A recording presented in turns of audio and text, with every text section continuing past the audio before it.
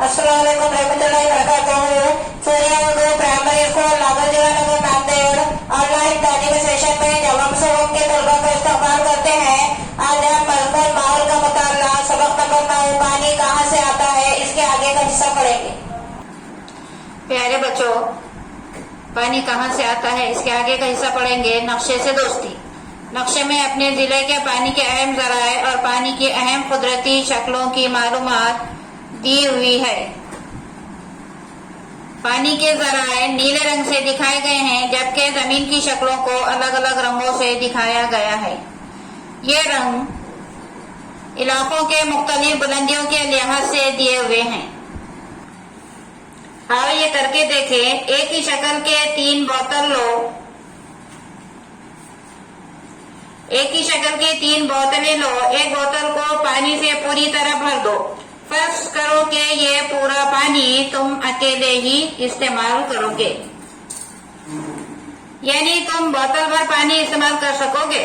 अब दूसरी बोतल भरो। फर्ज करो कि ये पानी तुम और तुम्हारा हम जमात इस्तेमाल करेगा। पानी के 2 बराबर हिस्से करो। अब देखो कि तुम्हारे हिस्से में कितना पानी आया। ये देखो कि पानी पहले के मुकाबले में कम है या ज्यादा। अब तीसरी बोतल भरो। फर्ज करो ये पानी तुम और तुम्हारे 4 साथी तुलबा इस्तेमाल करेंगे। अब बोतल के पानी के 5 हिस्से करते होंगे। अब देखोगे तुम्हारे हिस्से में कितना पानी आया। इस बार पहली और दूसरी मर्तबा के मुकाबले में पानी ज्यादा है या कम। इस बात पर गौर करो कि ऐसा क्यों हुआ। क्या करेंगे भला। शकील और जमीला खेलने के बाद घर लौटकर पानी पीते हैं, हाथ पाँव धोते हैं, रोज सुबह नहाते हैं, खाना खाने के बाद बर्तन धोते हैं, लेकिन इसमें वो बहुत ज्यादा पानी बहाते हैं। तब अम्मी इन पर गुस्सा होती है। वो सोच में पड़ जाते हैं कि पानी किस तरह इस्तेमाल करें।